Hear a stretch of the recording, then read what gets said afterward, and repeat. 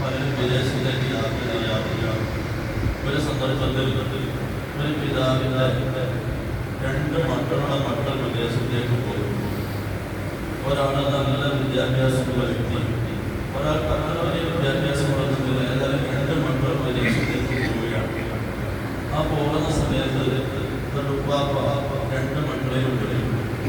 അവിടെ 2 കൊച്ചുമക്കളാണ്. ആ മക്കളെ വിളിച്ചിട്ട് നല്ലൊരു ഉപദേശം കൊടുക്കുകയാണ്. മക്കളെ, വിദേശത്ത് ശാശ്വതമില്ല. ഏത് സമയത്തും അവിടെ എക്സിറ്റ് അടിക്കും. ആ സമയത്ത് നിങ്ങൾ കയറി വരണം. അവിടെ നിൽക്കുന്ന സമയം എങ്ങനെയൊക്കെ നിങ്ങൾക്ക് സമ്പാദിക്കാറുണ്ടോ അങ്ങനെയൊക്കെ നിങ്ങൾ സമ്പാദിക്കണം. ഒരു നിലയിലും ആവശ്യമില്ലാത്ത സാധനങ്ങൾ വാങ്ങി നിങ്ങളുടെ സമ്പത്ത് കളയരുത്. ഈ ഉപദേശങ്ങൾ കൊണ്ട് തുടങ്ങിയപ്പോൾ തന്നെ സമ്പന്നനായ അഥവാ ഉയർന്ന വിദ്യാഭ്യാസം കിട്ടിയ കുഞ്ഞ് അവനെ പഠിത്തത്തെ ചൊറിയാൻ തുടങ്ങി. ഈ കളവിന് വേറെ പണിയൊന്നുമില്ല. നമ്മളൊരു വിദേശത്തേക്ക് പോകുമ്പോൾ എന്താ നമ്മളെ ഒരുമാതിരി നെഗറ്റീവ് അടിക്കുകയാണ്. ഞാൻ ഈ ഉപദേശത്തിൻ്റെ കാര്യമാണോ? ആ സമയത്ത് മറ്റേ പയ്യൻ പറഞ്ഞു, എല്ലാം ഉപ്പല്ലേ. ഒരിക്കലും നമ്മളെ നാശത്തിന് വേണ്ടി ഉപ്പൊന്നും പറയില്ല. നമ്മുടെ നന്മയ്ക്ക് വേണ്ടിയല്ലേ പറയുന്നത്. വല്ല തെറ്റുണ്ടോ? നീ കേട്ടു. ഈ നെല്ല് എന്ത് ചെയ്യുന്നു? ഈ 2 മക്കളും ഏതായാലും ഉപ്പാക്ക് തന്നു നോക്കാൻ ഉപദേശമൊക്കെ കൊടുത്തു. ഉപദേശമൊക്കെ കേട്ടു. 2 മക്കളും വിദേശത്തേക്ക് പോയി. ഒരു കമ്പനിയുടെ 2 ഭാഗത്ത് ജോലിയായി. ഒരു മകൻ ഉന്നതമായ ജോലി, മാസം 50,000 ദിർഹമാണ് ശമ്പളം. 50,000 ദിർഹം 13 ലക്ഷം രൂപ ശമ്പളമുണ്ട്. മറ്റേ മകന് ആരംഭം കിട്ടുന്നത് തുച്ഛമായ ശമ്പളം, വെറും 10,000 ദിർഹമേ ശമ്പളമുണ്ടോ. 2 ലക്ഷത്തി ചിലവാനും രൂപ മാത്രമേ ശമ്പളമുള്ളൂ. 2 മക്കളും ജോലിയായി. കുറഞ്ഞ ദിവസങ്ങൾ കഴിഞ്ഞപ്പോൾ തന്നെ 2 മക്കൾക്കും വണ്ടി വേണം. കാരണം അവരുടെ താമസ സ്ഥലവും കമ്പനിയുമായി കുറച്ച് ദൂരത്തിലാണ്. അപ്പോൾ ഈ പറഞ്ഞ ഉയർന്ന സാലറി വാങ്ങുന്ന മകൻ അവനെ ഓരോ ബാങ്കുകാരും സമീപിക്കുകയാണ്. എനിക്ക് ഏറ്റവും വലിയ വണ്ടി നല്ലതാണ്, കാരണം അവൻ്റെ സാലറി ആരും ഉള്ളതിലാണ്.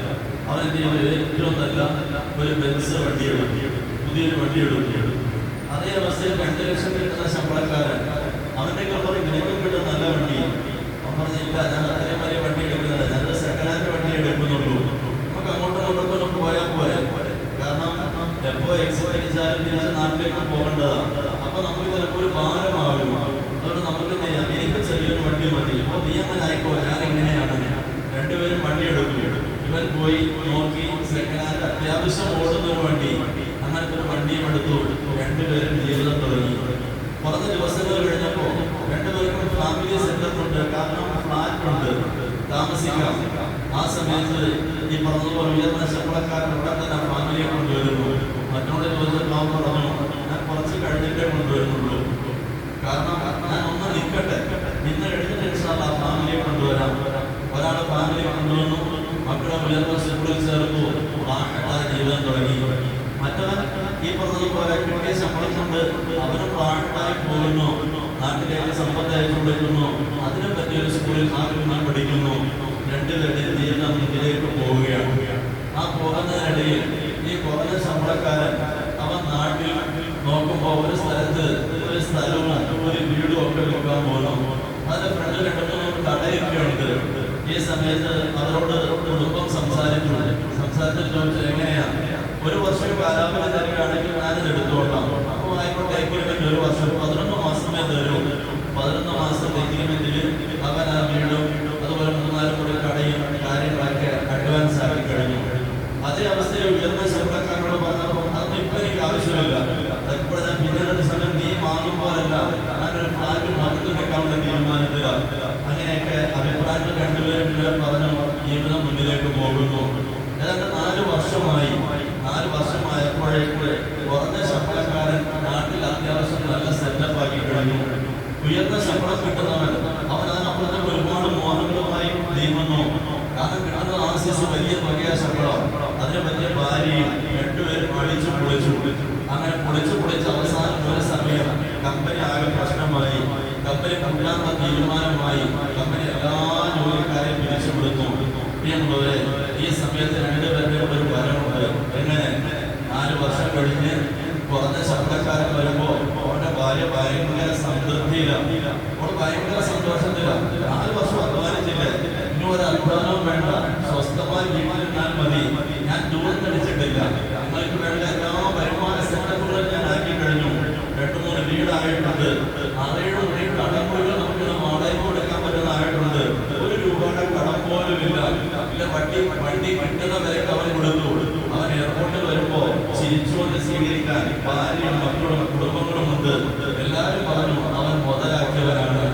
അതേ അവസ്ഥയിൽ ലക്ഷങ്ങൾ ശമ്പളം വാങ്ങിയവൻ അവൻ നാട്ടിലേക്ക് ഭാര്യയുമായിട്ട് വരുന്നത് ജീവിക്കുന്ന മുഖവുമായിട്ടല്ല. അപ്പോൾ അവൻ പറയുകയാണ്, എന്റെ 4 വർഷം ഞാൻ തൊലച്ചു കളഞ്ഞു. ആ സമയത്ത് ഭാര്യ നോക്കിയിട്ട് പറയും, നീ വലിയ വ്യക്തിയാണ് എന്റെ ഈ സമ്പത്തിനെ തകരാൻ കാരണം. അവിടെ നമ്മൾ പറയുന്നു, നിങ്ങൾ ഒരുത്തനല്ലേ എന്നെ ഇവിടെ വിളിച്ചു വരുത്തിയത്, വരുത്തതല്ലേ എനിക്ക് ഇതൊക്കെ പറ്റിയത്. അങ്ങോട്ടും ഇങ്ങോട്ടും കുറ്റം പറയുക, തമ്മിലടിയായി. ഒരു നാട്ടിൽ വരുമ്പോൾ അവസ്ഥ ഇങ്ങനെ. ഹബീബായ സല്ലല്ലാഹു അലൈഹി വസല്ലം തങ്ങൾ ഒരിക്കൽ ഉമർ റളിയല്ലാഹു മോനെ വിളിക്കുന്നു. വിളിച്ചിട്ട് എങ്ങനെയാ വിളിക്കുന്നത്? കൊച്ചുകുട്ടിയാ. അവന്റെ തോളിൽ ഇങ്ങനെ 2 തോളിൽ ഇങ്ങനെ തട്ടുന്നു. തട്ടിയതിനു ശേഷം നബി സല്ലല്ലാഹു അലൈഹി വസല്ലം തങ്ങൾ അത് ഉമർ റളിയല്ലാഹു അൻഹു തന്നെ പറയുകയാണ്, അഖദ റസൂലുള്ളാഹി സ്വല്ലല്ലാഹു അലൈഹി വസല്ലം റസൂലുള്ളാഹി സ്വല്ലല്ലാഹു അലൈഹി വസല്ലം തങ്ങൾ പിടിച്ചു. എവിടെയാ? മൻകിബയ്യ, എന്റെ 2 ചുമലിൽ നിലം ഇങ്ങനെ പിടിക്കുന്നു. കൊച്ചുകുഞ്ഞായ ഉമർ റളിയല്ലാഹു മോനാകുന്ന അബ്ദുല്ലാഹ് ഉമറിനെ 2 ചുമലിൽ ഇങ്ങനെ പിടിക്കുക. പിടിച്ചതിനു ശേഷം ഫഖാല റസൂലുള്ളാഹി അലൈഹി വസല്ലം തങ്ങൾ പറഞ്ഞു, ഫി ദുനിയ അന്നക ദലീൽ, മോനെ നീ ആകണം. ഈ ദുനിയാവിൽ നീ ജീവിക്കുന്നത് ഒരു വിദേശിയെ പോലെ ജീവിക്കണം. ഒരു വിദേശിയെ പോലെ ജീവിക്കണം. എന്റെ നാട് ഇതല്ല, നിന്റെ നാട് വേറെയാ, എന്റെ സ്വർഗമാണ്. അതാണ് നമ്മുടെ വാപ്പയുടെ ഉമ്മയുടെ തറവാട്. ആ തറവാട്ടിൽ അല്പകാലം സമ്പാദ്യത്തിന് വേണ്ടി നമ്മളെ വിട്ട് നമ്മുടെ വിദേശമാണ് ദുനിയാവ്. ആ ദുനിയാവിൽ എത്ര നമ്മൾ സമ്പാദിക്കുമോ ആ സമ്പാദ്യത്തിനനുസരിച്ച് ഇൻഷാല്ലാഹ് തിരിഞ്ഞു പോകാം. അതുകൊണ്ടാണ് ഒരു കൂട്ടം മനുഷ്യർ ഇവിടെ മുന്നോട്ട് പിടിക്കാൻ ഇസ്രായേൽ അലൈഹിസ്സലാം വരുമ്പോ ഭയങ്കര സന്തോഷത്തിലാണ്. മരിച്ചു കഴിഞ്ഞിട്ടും അവർ ചിരിച്ചു കിടക്കുക. വേദന ഭയങ്കരമാണ്, മരണത്തിന്റെ വേദന. ഹബീബായ സല്ലല്ലാഹു അലൈഹി വസല്ലം തങ്ങൾ വരെ പറഞ്ഞു, ഇന്നൽ മൗതി ലസകറാത്ത്, മരണത്തിന്റെ വേദന അത് ഭയങ്കരമാണ്. ആ വേദന ഉണ്ടായിട്ട് പോലും പ്രസവിക്കുന്ന മരണത്തിനൊക്കെ പറഞ്ഞിട്ടുണ്ട്. ഒരു ഉമ്മ പ്രസവിക്കുന്ന സമയത്ത് അവർ ജനിവിരി കൊള്ളുന്ന വേദനയാണ്. ആ ജനിവിരി കൊള്ളുന്ന വേദനയിൽ അവരുടെ കണ്ണിന് കണ്ണീര് മുഴുവൻ ചാടുന്നുണ്ട്. ആ സമയത്ത് കുഞ്ഞിനെടുത്ത് നമ്മൾ കൊടുക്കുമ്പോൾ അവർ ചിരിക്കും. വേദന തൽക്കാലത്തേക്ക് മറയും, അവർക്ക് മറക്കും. എന്നതുപോലെ മരണത്തിന്റെ വേദനയ്ക്ക് ഓടിപ്പോകുന്നു നാളെ താക്കണം കണ്ടിട്ട് അവർ ചിരിക്കുകയാണ് വല്ലാതെ. അവർ പറയുന്നു വിജയിച്ചിട്ട് ലാ ഇലാഹ ഇല്ലല്ലാഹ്, ലാ ഇലാഹ ഇല്ലല്ലാഹ്. സ്വന്തം അങ്ങനെ പറയുന്നു. അങ്ങനെ പോകുന്ന ഒരു യാത്രയ്ക്ക് വേണ്ടി മോനെ നീ ആകണം. ദുനിയാവിൽ ഒരു വിദേശിയെ പോലെ ആകണേ. ചിന്തിച്ച് വേണം ഇവിടെ നീങ്ങാൻ. വേണ്ട സമ്പാദ്യം നീ നഷ്ടപ്പെടുത്തല്ലേ. 5 നേരത്തെ നമസ്കാരം 5 വക്തത്തിലായിട്ട് 5 സമയത്തായിട്ട് ആകാതെ 10 മിനിറ്റ് എടുത്ത് വിളിക്കാൻ 4 ഭാഗത്തും ഫോണിൽ കൊണ്ട് ചെടിയിലേക്ക് കാറ്റടിക്കുമ്പോ എനിക്ക് സൗകര്യമില്ലാന്നുള്ള പറച്ചിൽ പറയല്ലേ. നിങ്ങൾ ഓടി വാ പള്ളിയിലേക്ക്. പള്ളിയിലേക്ക് വന്ന് 5 നേരം നമസ്കരിക്കുക. കാരണമല്ല, ഏത് സമയത്തും എക്സിറ്റ് അടിക്കും. അടിച്ചാൽ നമ്മളെ പുറത്താക്കുമ്പോ അന്ന് കരഞ്ഞു പോകാൻ ഇടവരുന്നത്. ഒരു വർഷത്തിൽ ഒരിക്കലേ ഉള്ളൂ നോമ്പ്, ഒരിക്കലും നോമ്പുള്ളൂ. അത് 30 ദിവസമേ ഉള്ളൂ. അത് രാത്രി മുഴുവൻ ഫ്രീ ആണ്, പകൽ മാത്രമേ നോമ്പുള്ളൂ. ആ നോമ്പ് നീ ഒരു നിലയിലും ഒഴിവാക്കരുത്. അതുപോലെ സമ്പത്ത് ആവശ്യത്തിന് കീഴിൽ തരുമ്പോ അതിന്റെ കണക്കൊക്കെ നമുക്ക് നമ്മുടെ ക്ലാസ്സിലേക്ക് പോരാം. ഒരു 2.5% സക്കാത്തുള്ളൂ. 1 ലക്ഷം രൂപ കയ്യിലുള്ളപ്പോ ഈ കാലഘട്ടത്തിൽ സക്കാത്ത് പോലും ഇല്ല. കാരണം തുക മാറിക്കഴിഞ്ഞു. 1.5 ലക്ഷം രൂപയ്ക്ക് മുകളിലാണ് അടിത്തറ വരുന്നത്. അപ്പൊ ആ രൂപത്തിൽ 2% മാത്രമേ സക്കാത്തുള്ളൂ. അതുപോലെ ഉടമസ്ഥന്റെ വീട്ടിലൊന്ന് പോകണ്ടേ, ആ വീട്ടിലൊന്ന് കെട്ടിപ്പിടിക്കണ്ടേ, ആ വീട്ടിലൊന്ന് ചെന്ന് മുത്തം കൊടുക്കണ്ടേ. അതിനേക്കാൾ വലിയൊരു ഭാഗ്യമാണ് ഞാൻ വരുന്നുണ്ട്. ഉടമസ്ഥന്റെ വീട്ടിൽ പോകാനുള്ള ഭാഗ്യം. മന്ത്രിയുടെ ഇഫ്താറിൽ ഒരുപാട് ആൾക്കാർ പോയി. പ്രൈം മിനിസ്റ്ററുടെ, നമ്മുടെ മുഖ്യമന്ത്രിയുടെ, ചീഫ് മിനിസ്റ്ററുടെ, അതുപോലെ പ്രൈം മിനിസ്റ്ററുടെ ഒക്കെ ഓരോ ഇഫ്താറിനും പോകും. അവിടെ നിന്ന് സെൽഫി അടിക്കും. എന്തോ ഒരു ഗമയാണ് നമുക്ക്. അതിലുപരിയല്ലേ മാലിക്കുള്ളൂർക്കായ ഉടമസ്ഥന്റെ വീട്ടിലൊന്നും പോകല്, ആ വീടിനൊന്ന് ചിന്തിക്കല്, നമ്മുടെ കടിയന്റെ ആ റബ്ബയുടെ ചാരത്തൊന്ന് ചെല്ലല്, ദൗത്യത്തിനായി കാര്യമായി ദുആ ചെയ്യുക. ഞാൻ പറഞ്ഞു വന്നത് കടിയത്തിന്റെ ബാക്കി നമുക്ക് അടുത്ത ക്ലാസ്സിൽ എടുക്കാം. ദുനിയാവിൽ ഒരു വിദേശിയെ പോലെ ആകണേ. ഈ ഹദീസ് കേട്ട സന്ദർഭത്തിൽ പറയുകയുണ്ടായി, തഫക്കർതു ഫീ ഹശ്രി വയൗമ ഖിയാമതി വഅസ്ബഹ ഖദ്ദി ഫിൽ മഖാബിരി ശാബിയാ. ഒരു കവി ഹദീസ് നമ്മൾ കേട്ടപ്പോൾ സഹിക്കുന്നില്ല. അയാളിങ്ങനെ വല്ലാതെ കരഞ്ഞുകൊണ്ട് പറയുക, തഫക്കർതു, ഈ ഹദീസ് കേട്ടപ്പോൾ ഞാനൊരു വിദേശിയെ പോലെയാകാൻ. ഈ പറഞ്ഞ രണ്ടുപേരുടെ യാത്ര നമുക്ക് മനസ്സിലായി. തിരിച്ചു വരുമ്പോൾ ഉപ്പാപ്പയുടെ മുൻപിലെത്തുന്ന രണ്ടുപേരും ആ സമ്പത്ത് കുറഞ്ഞ ജോലി കിട്ടിയ മോൻ ഉപ്പാപ്പയെ കെട്ടിപ്പിടിച്ച് മുത്തം കൊടുക്കുക. അതേ അവസ്ഥയിൽ വലിയ വിദ്യാഭ്യാസമുള്ള മോൻ ആ ഉപ്പാപ്പയുടെ മുന്നിലേക്ക് പോകാൻ മടിക്കുക. എന്നിട്ട് സമ്പത്ത് കുറഞ്ഞ മനുഷ്യൻ ആ ഉപ്പാപ്പയുടെ ഉപ്പാപ്പ അന്ന് ആ ഉപദേശം തന്നതുകൊണ്ട് ഇന്ന് ഞാൻ രക്ഷപ്പെട്ടു, അൽഹംദുലില്ലാഹ്, ഉപ്പാപ്പയ്ക്ക് ഞാൻ വലിയൊരു ഗിഫ്റ്റ് കൊണ്ടുവന്നിട്ടുണ്ട്. ഉപ്പാപ്പ വാരി കൊടുക്കുന്നു. മറ്റേ മനുഷ്യന്റെ കയ്യില്, മറ്റേ കൊച്ചമ്മന്റെ കയ്യില് ഒരു മിഠായി പോലും വാങ്ങാൻ പൈസയില്ല. കാരണം അവിടെ കാറിന്റെ ലോൺ അടഞ്ഞു തീർന്നിട്ടില്ല. ആ കാർ വിറ്റപ്പോൾ ഒന്നും കിട്ടിയില്ല. കാരണം എക്സിറ്റ് അടിച്ചപ്പോൾ ആര് വാങ്ങാനോ അത്. ഞങ്ങൾ ചിന്തിക്കണേ, മഹാനവരുകൾ പാടിയ പാട്ട് എങ്ങനെ? തഫക്കർതു ഫീ ഹശ്രി വയൗമ ഖിയാമതി.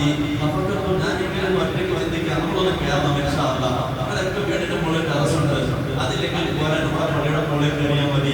രാത്രി തറാവീഹൊക്കെ കഴിഞ്ഞിട്ട് ഒരു കൊച്ചു തോർത്തൊക്കെ ആയിട്ട് വരണം. സ്വസ്ഥമായിട്ട് പറയണം, നല്ല രസമാണ്. പള്ളിയുടെ മുകളിൽ എവിടെയെങ്കിലും ഒരു മൂലയിൽ കൂടുക. ആ തോർത്തൊന്ന് വിരിച്ചിട്ട് മറന്ന് നടന്നിട്ട് മുകളിലേക്ക് നോക്കണം. ഉടമസ്ഥനായ റബ്ബിന്റെ സുന്ദരമായ സിദ്ധിപ്പ് അവിടെ കിടന്നിട്ടൊന്ന് ചിന്തിക്കണം. എന്താ ചിന്തിക്കേണ്ടത്? തഫക്കർതു ഫീ ഹശ്രി, നാളത്തെ മഹ്ശറയെ കുറിച്ച് ഞാൻ ചിന്തിച്ചു പോയി. വയൗമ ഖിയാമതി, ഖിയാമത്തിന്റെ ഓരോ സന്ദർഭങ്ങളും എന്റെ മനസ്സിൽ ഇങ്ങനെ ഓടി ഓടി വരികയാണ്. വഅസ്ബഹ ഖദ്ദി ഫിൽ മഖാബിരി ശാബിയാ. വഅസ്ബഹ ഖദ്ദി, ഞാൻ നോമനിച്ചു കൊണ്ടതുകൊണ്ട് ഒരു കവിൾത്തടമുണ്ട്. എന്തൊരു സ്നേഹമാണ് നമുക്ക് കവിളിനോട്. ഇവിടേക്ക് ഒരു ചെറിയ അടയാളം വേണം. നോക്കുന്നവരെ കാണുന്നവരും ഒക്കെ പറയും, എന്റെ പറ്റുമാർ എന്റെ മുഖത്ത് ചെറിയ വെള്ള അടയാളം വേണോ? ഉടനെ ഓടുകയാണെന്ന് സ്പെഷ്യലിസ്റ്റ് അടുക്കിലേക്ക്. എത്ര ആയിരം ഉടനെ വേണ്ടിയില്ല. എന്റെ മുഖത്തെ പാട് മാത്രം മുറിവില്ല, ചടക്കമില്ല, ഒന്നുമില്ല. ചെറിയ വെള്ളപ്പാട് മാത്രമേ ഉള്ളൂ. എന്തോ ഒരു പ്രയാസമാണ് നമുക്ക്. മഹാനവരുകൾ പറയുന്നു, എന്റെ കബളായി അടുത്ത് കിടക്കുന്ന ഖബർസ്ഥാനില് ശാബിയാ, ഒരുപാട് പ്രേമിച്ച് പോറ്റി കൊണ്ട് നടന്ന എന്റെ കബള്, ഒരുപാട് ചുമലകളെ എന്റെ കബള്, ആ കബള് നശിച്ച അഴുകിയ കുറെ വേസ്റ്റിന്റെ കൂട്ടത്തിലാണ്. നശിച്ച വേസ്റ്റ് എങ്ങനെയുണ്ടെന്ന് ആലോചിച്ച് നോക്കണേ. നശിച്ച വേസ്റ്റ് എന്തുകൊണ്ടാ പറഞ്ഞത്? ഇതിനാണ് ഞാൻ നിങ്ങളുടെ മുമ്പ് പറഞ്ഞത്. പതിനോട് അന്ന് പിന്നീട് ഇറങ്ങിയിട്ടില്ല. അവരുടെ കാര്യം മനസ്സിലായി. മക്ബറയിൽ പോയിട്ട് ഖബർസ്ഥാനിൽ പോയിട്ട് പിടികൊണ്ടിരുന്നവർ ശ്രദ്ധിക്കണേ. കൈ മുഴുവൻ നജസ. എന്ത് നജസ്? മനുഷ്യ ശരീരം അഴുകി ചേർന്ന മണ്ണുമായിട്ട് ആ മണ്ണിനകത്ത് നമ്മുടെ നാസറ കുറച്ച് വെള്ളം കൂടെ ഒഴിക്കുന്നതിനാ, മണ്ണ് പാറാതിരിക്കാൻ, ഇടങ്ങി പറയാതിരിക്കാൻ. അപ്പൊ ഒന്നുകൂടി നജസായി. ആ മണ്ണ് നമ്മൾ കൈകൊണ്ട് മാറിയിടുന്നത് അതൊക്കെ മനുഷ്യ ശരീരത്തിന്റെ സെല്ലുകളാണ് മൊത്തം. മനുഷ്യ ശരീരത്തിന്റെ എല്ലിന്റെ പൊടികളാണ് മുഴുവൻ. അത് നജസ. ആ നജസ് മാറിയിടുന്നത് കൊണ്ടാണ് കൈ കഴുകിയിട്ട് ആ കൈ നമ്മുടെ വേറെ എന്തെങ്കിലും ഭാഗത്ത് തൊടാവും. അല്ലാതെ തൊട്ടിട്ട് അതുമായി നമസ്കരിക്കുന്ന നമസ്കാരം മാത്രമായി പോകുമെന്ന് പറഞ്ഞത്. പ്രിയമുള്ളവരെ, അങ്ങനെ അഴുകി ചേർന്ന എല്ല്, അഴുകി ചേർന്ന മാംസം, അഴുകി ചേർന്ന നമ്മുടെ കുടല്, ഇതെല്ലാം അഴുകി ചേർന്ന ആ മഖബറയിൽ, ആ ഖബർസ്ഥാനിലാണ് ഇതിന്റെ സുന്ദരമായ കബറ് കൊണ്ടത് ചേർത്ത് വെച്ചിരിക്കുന്നത്. ആ കിടപ്പ് കണ്ടിട്ടില്ലേ? പലപ്പോഴും ഞാൻ പറഞ്ഞിട്ടുണ്ട്. അതും നല്ല കബറിൽ കിടക്കുന്നത്, ചരിഞ്ഞ കിടക്കുന്നത്, ആ ചരിഞ്ഞ് തന്നെ റുകൂഇൽ കിടക്കുന്നത് പോലെ തല നമ്മുടെ മുഖം ഭിത്തിയുടെ ഈ ഭാഗത്തേക്ക്, നമ്മുടെ മുതല് കുഴിയുടെ ആ ഭാഗത്തേക്ക്, നമ്മുടെ രണ്ട് കാല് കുഴിയുടെ ഈ ഭാഗത്തേക്ക്. ചുരുക്കി പറഞ്ഞാൽ കബറിൽ കിടക്കുന്നത് ഇങ്ങനെയാണ്, ചരിഞ്ഞ കിടക്കുന്നത്. നമ്മുടെ വലത് കൈ എന്ത് ചെയ്യും? നിവർത്തി ഇങ്ങനെ വെക്കും. വലത് കൈ നിവർത്തി വെക്കും. ഇടത് കൈ എടുത്തിട്ട് ഇങ്ങനെ കെട്ടി വെക്കും. അതാണ് ശരിയായ കബറിലെ കിടപ്പ്. അങ്ങനെയാ കിടക്കേണ്ടതും. അങ്ങനെ ഈ കബറിൽ ഇങ്ങനെ കിടക്കേണ്ട കിടപ്പ് ഞാനിങ്ങനെ ചിന്തിച്ചു പോയി. എങ്ങനെയാ കിടക്കുന്നത്? ഫരീദൻ വഹീദൻ, ഒറ്റയ്ക്കാണ്. നാട്ടിൽ വെച്ച് എങ്ങോട്ട് പോയാലും നമ്മുടെ ഒരുപാട് കാര്യങ്ങൾ പറയാൻ ആൾക്കാരുണ്ട്. ഒറ്റയ്ക്ക് യാത്ര ചെയ്യുമ്പോൾ ഒരുപാട് ഉപദേശങ്ങൾ നമുക്ക് കിട്ടും. ഫരീദൻ വഹീദൻ, ഇവിടെ കിടക്കുന്നത് ഒറ്റയ്ക്കാണ്. ഫരീദൻ വഹീദൻ ബഅദ ഇസ്സിൻ വരിഫഅതി, ഒരുപാട് ഇസ്സത്തിലൊക്കെ ആയിരുന്നു, ഒരുപാട് ഉയർച്ചയിലായിരുന്നു. അപ്പൊ ഞാൻ അവിടെ കൊണ്ട് ചെല്ലുമ്പോൾ പെട്ടെന്ന് ഒരു പറച്ചിലാണ്. നമ്മുടെ മണ്ണിൽ ഇമാമാണ്, അതുപോലെ വഴിയിൽ ഇരുന്നാൽ മതി. ഓരോരുത്തരും ആദ്യമായിട്ട് വരുമ്പോൾ നമുക്ക് കയറി പോകാം. എന്തൊരു സ്നേഹത്തിന്റെ വിളിയാണ് നമ്മൾ കേൾക്കുന്ന വിളി. അതുപോലെ തന്നെ നമ്മുടെ മസ്തൻ ഇമാം എന്നുള്ളൊരു വിളി. എനിക്ക് ഒരുപാട് ഇസ്സത്തൊക്കെ കിട്ടി, ഒരുപാട് ഉയർച്ചയും ഒക്കെ കിട്ടി. ഉപ്പാണന്മാരുടെ പ്രായമുള്ളവർ നിൽക്കുമ്പോഴും പ്രായമുള്ള നമുക്ക് കസേര എവിടെ ഉറപ്പാണ്. ഭയങ്കര ഇസ്സത്താണ്.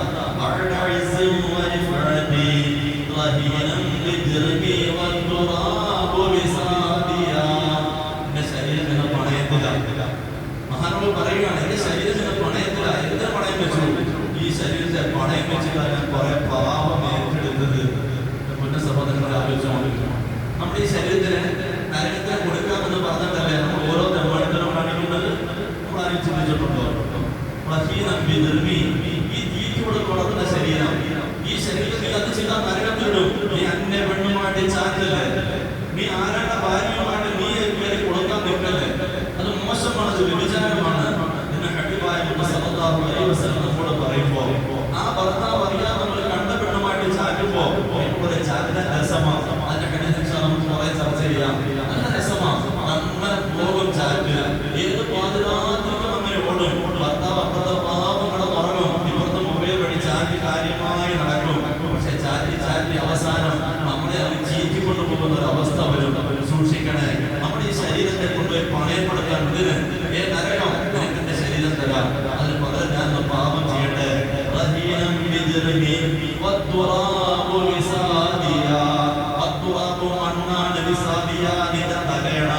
അവർക്കണല്ലേ തലയണ വെച്ച് തരും.